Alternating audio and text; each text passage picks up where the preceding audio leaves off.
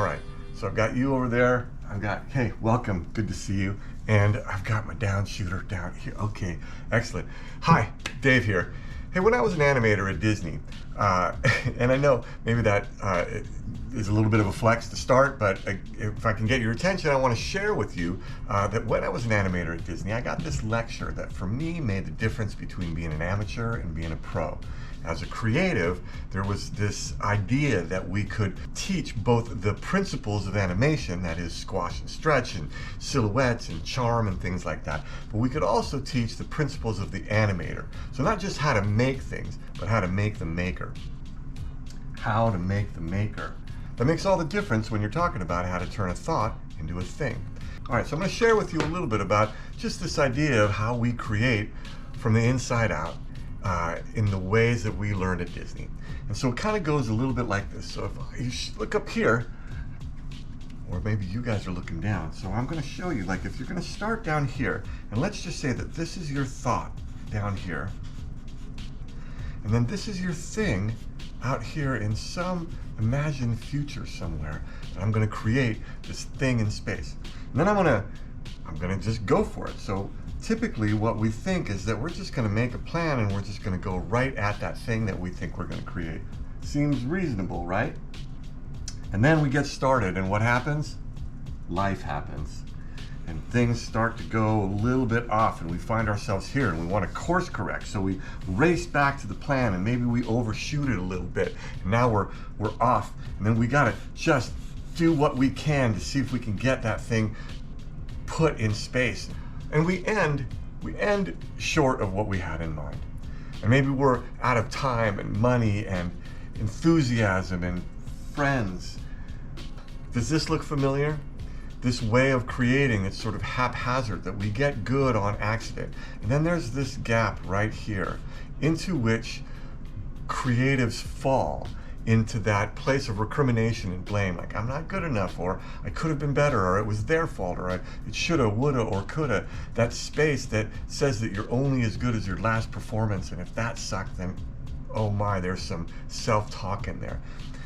Could there be a different way of going about this, looking at your creative process differently, such that you could build skills on the way, that you could find practices that might be universal laws that help you to turn your thoughts into things? Could you think about your creativity more organically? Could you create with the same energies that the universe uses, the same energies that pull the sun through the impossible blackness of space, the energies that make a cactus grow or a rose bloom? And if you did,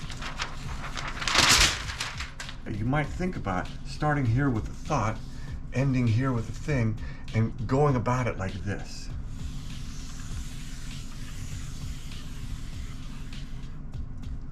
When I first saw this described by the amazing Disney legend James Baxter, it blew my mind. I thought immediately, this is a map for the creative process. And so that's why this spiral is the simplified diagram for creativity, constructed by the tinkering of some of the greatest creatives in the 20th century at Disney and other studios. That the culmination of their wisdom and experience to be able to describe how to turn a thought into a thing comes down to the very energies that power the universe, the spiral.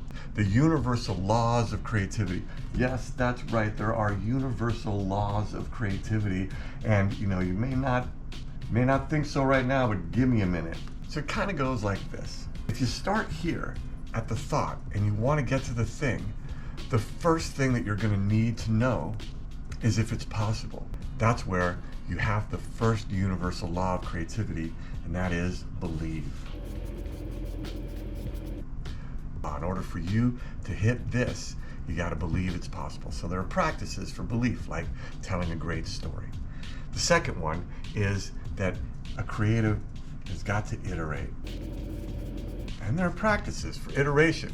Thumbnails to blow things up a little bit bigger and then bigger. Everything that starts small can get big. By iterating, you can really incrementally take what's in your mind and make it real. The third thing that creatives need is they need to be able to collaborate. There are practices for that also. At Disney, we called it plussing. To plus someone who's to be in service to the trajectory of the idea, as if the idea itself were a creature that you wanted to breathe life into, to animate. The fourth thing is that creatives, well, you gotta risk.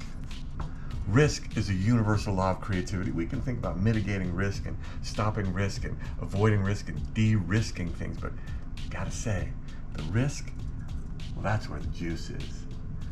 So when you risk, you know that you're gathering data, that you can build practices and incremental risk to be able to get to a place where risk turns into trust.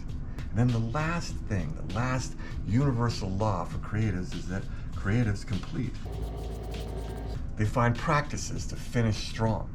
And when you finish strong on that thing that started as a thought, well, now you can tell a story about that thing that helps you believe even more in what you're up to. And those are the 5 universal laws of creativity, and I'm telling you, friends, they go all the way down. If you'd like to learn more, contact me, subscribe, or hit this email. It's it's probably right here, which is probably the same for this camera, and it's probably, I don't know what it is for that one. In any case, come and find me. All right, y'all have a beautiful day. Bye now.